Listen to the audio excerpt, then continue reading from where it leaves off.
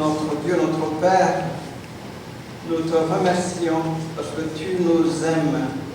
Et merci en particulier, Jésus, pour le sacrifice que tu as fait pour nous sauver, nous les pécheurs. Et à chaque fois qu'il y a un pécheur qui se repent, il y a de la joie dans le ciel. Et nous sommes contents cet après-midi. Nous nous réjouissons avec toi au ciel aussi, Seigneur. Et que tu sois avec nous alors, en ce moment, que tu diriges cette rencontre et que tu parles dans chacun de nos cœurs. Que tout ce que nous ferons ici soit pour ta gloire et pour l'édification de chacun et pour le salut de nous tous. En ton nom, Jésus, nous te prions. Amen.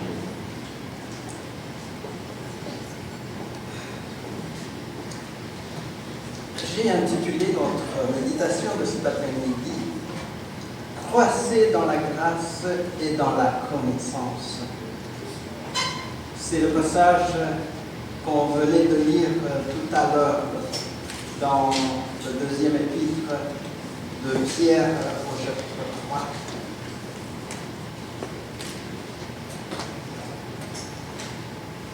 J'ai parlé tout à l'heure de repentance. Le baptême, c'est l'expression publique de la repentance. Jean-Baptiste a prêché la repentance. Il a dit « Repentez-vous car le royaume des cieux est proche ». Jésus, quand il a commencé sa prédication, il a dit « Repentez-vous car le royaume des cieux est proche ». Et ceux qui se sont repentis se sont approchés de Jean et Jean les a baptisés. Le baptême de Jean, c'était le baptême d'eau pour la rémission des péchés. Ce qui est curieux, c'est que Jésus, qui n'avait pas besoin de repentance, s'était approché de Jean et lui demandait de le baptiser. Jean, comprenant très bien le sens de son baptême, a dit « Non, non, non, je ne peux pas te baptiser. C'est moi qui dois être baptisé par toi et c'est toi qui viens à moi. » Et Jésus a insisté, il a dit « Fais quand même, parce qu'il est juste que cela se fasse, que je me fasse baptiser. » Et je voudrais vous rappeler un peu ce qui s'était passé ce jour-là. Et si vous voulez, vous pouvez ouvrir votre Bible dans l'évangile de Matthieu, au chapitre 3. Matthieu, chapitre 3.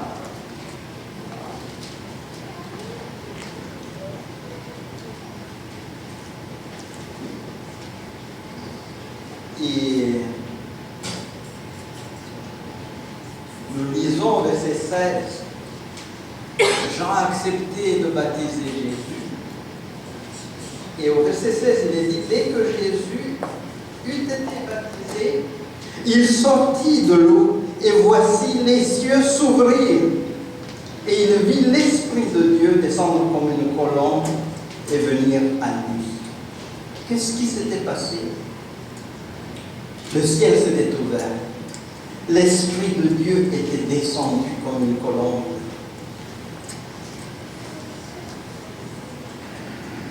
Le baptême de Jésus était un baptême d'exemple. Et ce qui s'était passé du temps du baptême de Jésus se passe aussi à chaque fois qu'il y a un baptême. Et aujourd'hui, nous devons croire que cette ouverture du ciel a aussi lieu et que le Saint-Esprit va descendre sur vous. Et pourquoi? Lorsque Jésus s'était fait baptiser et qu'il a commencé à prêcher, il a parlé de cette descente de l'Esprit sur lui. Et dans l'évangile de Luc, au chapitre 4, versets 18 et 19, Luc 4, versets 18 et 19, il dit « L'Esprit du Seigneur est sur moi, parce qu'il m'a oint pour annoncer une bonne nouvelle aux pauvres.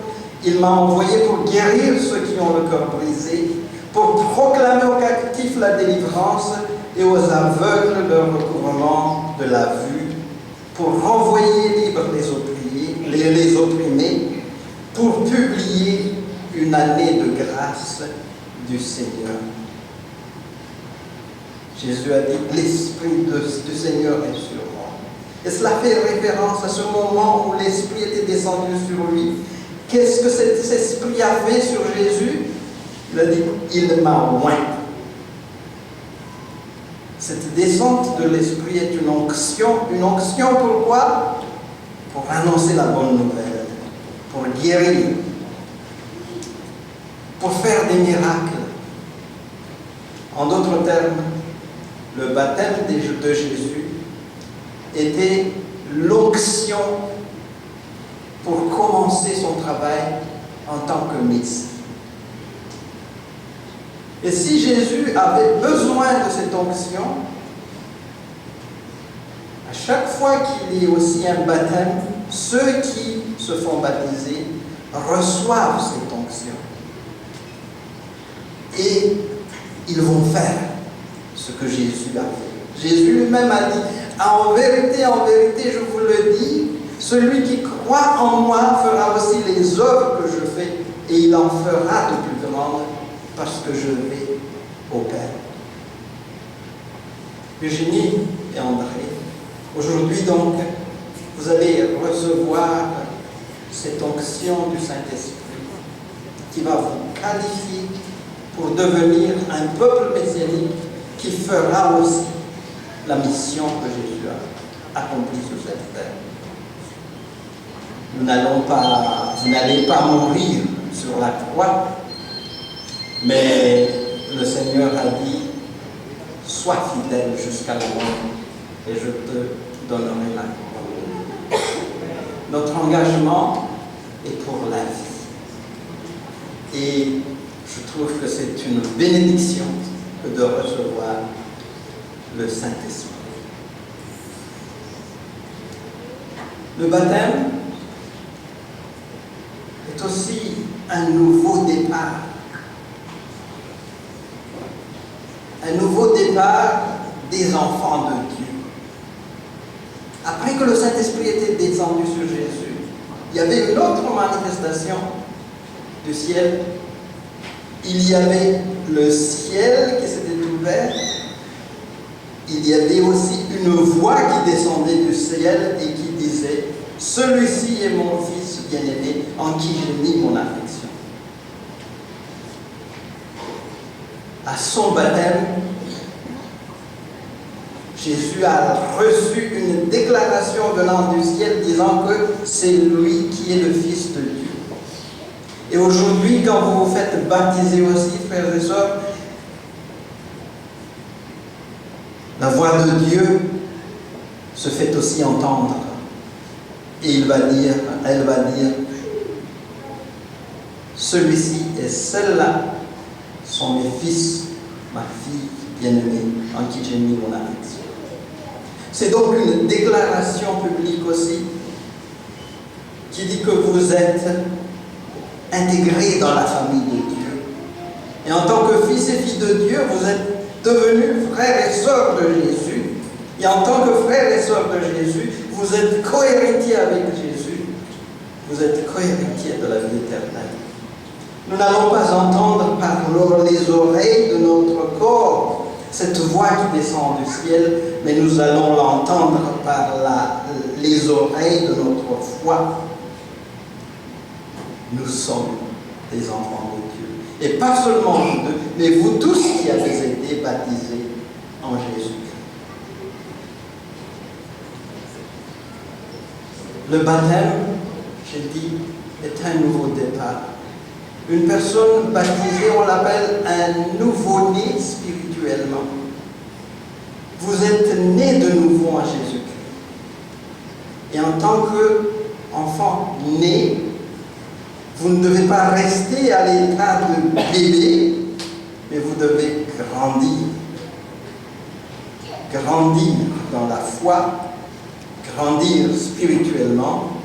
Et comme dit notre passage de tout à l'heure, grandir dans la grâce et dans la connaissance de Jésus. Pourquoi grandir dans la grâce? L'apôtre Paul a dit dans Éphésiens chapitre 2 verset 8, « C'est par la grâce que vous êtes sauvés par le moyen de la foi, et cela ne vient pas de vous, c'est un don de Dieu. » Et nous devons remercier le Seigneur pour cette grâce. Et nous devons garder cette grâce pour que nous puissions grandir spirituellement. Du moment que nous perdons la grâce, nous perdons aussi le salut. C'est pour cela que nous devons grandir dans la grâce. Et pourquoi grandir dans la connaissance? Jésus lui-même, dans sa prière au chapitre 17 de l'évangile de Jean, a dit « La vie éternelle, c'est de te connaître, toi le seul vrai Dieu, et Jésus-Christ que tu as envoyé. » Qu'est-ce que la vie éternelle? La vie éternelle, c'est la connaissance de Dieu. La vie éternelle, c'est la connaissance de Jésus-Christ. Et plus nous connaissons Jésus, plus nous avons la certitude de la vie éternelle. Et comment est-ce que nous allons connaître Jésus? Ce n'est pas seulement une connaissance intellectuelle. Bien sûr que nous avons besoin d'étudier la Bible pour le connaître, mais c'est aussi une connaissance relationnelle, une communion spirituelle. Lorsque nous nous approchons de Jésus, chaque jour, nous allons grandir dans sa connaissance. Et j'aimerais que vous tous, non seulement vous deux qui allez vous faire baptiser, mais vous tous qui êtes présents ici, puissiez grandir dans ces deux domaines de la grâce et de la connaissance. Il y a une autre raison du baptême, et cette autre raison est écrite dans le passage de 1 Corinthiens chapitre 12 et le verset 13. 1 Corinthiens chapitre 12 et le verset 13. Il est dit: nous avons tous en effet été baptisés dans un seul esprit pour former un seul corps, soit juif, soit grec, soit esclave, soit libre, et nous avons tous été abreuvés d'un seul esprit. Et lorsque nous étudions la Bible, nous allons bien comprendre que le fait de constituer un seul corps, c'est le symbole d'être dans la même Église du Seigneur. Le corps, c'est l'Église. La tête, c'est Jésus. La femme, c'est l'ensemble du corps avec la tête. Et lorsque nous nous faisons baptiser, eh bien nous faisons corps avec ce corps de Christ. Nous devenons membres du corps de Christ. Et nous devenons donc membres de l'Église de Dieu. On va vous inscrire dans le registre de l'Église de Rimbaud, mais je voudrais vous rappeler que, soit pour vous qui allez faire la profession des foi, soit pour vous qui allez subir le baptême, avoir le baptême, je voudrais vous rappeler que la liste des membres de l'Église de Dieu, ce n'est pas la secrétaire de l'Église de Rimbaud qui la tient, mais c'est Dieu lui-même qui la tient. Il y a des membres inscrits dans le registre de l'Église locale, mais qui ne sont pas inscrits dans le livre du registre du ciel. Et il y a des gens qui ne sont pas inscrits dans le registre de l'Église locale, mais qui sont inscrits dans le livre du ciel. Et aujourd'hui, j'aimerais que nous nous souvenions que lorsque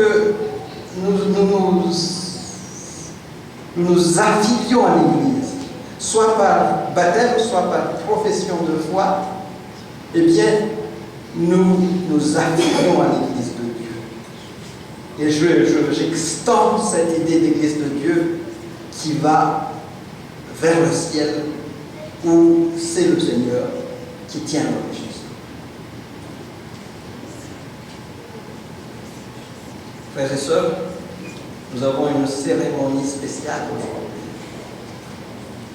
Et j'ai dit tout à l'heure, le ciel tout entier est heureux. Et je crois que l'Église de Rourimbaud est aussi heureuse pour cette circonstance. Parce que il y a des gens qui vont s'inscrire dans le registre de l'Église du ciel. Qu'est-ce que je vais dire pour terminer? Vous êtes membre de l'Église de Dieu. Croissez dans la grâce et la connaissance de Jésus. Que cette croissance ait lieu chaque jour par votre communion avec Dieu. Que cette croissance ait lieu chaque jour par vos prières, par l'étude de la parole de Dieu. Et lorsque Jésus va revenir, j'aimerais qu'il nous voie, nous tous, être à la stature d'un homme fait, à la stature parfaite de Jésus, parce que nous avons grandi dans la grâce et dans la connaissance. C'est ma prière, non seulement pour vous qui allez vous faire baptiser, non seulement pour vous qui allez faire la profession de foi, mais pour nous tous qui sommes présents ici. Prions, Seigneur. Merci, Seigneur notre Dieu, pour ta présence parmi nous. Merci pour les bonnes choses que tu nous donnes aujourd'hui. Aujourd'hui, tu inscris la liste de nos frères et sœurs dans le registre du ciel. Aujourd'hui, tu oins nos frères et sœurs par ton Saint-Esprit. Aujourd'hui, tu déclares encore une fois que nous sommes tes enfants. Garde-nous pour être tes enfants jusqu'au retour de Jésus. Et que chaque jour, Seigneur, nous puissions grandir dans la grâce et dans la connaissance de ta personne. En ton nom, nous te prions. Amen.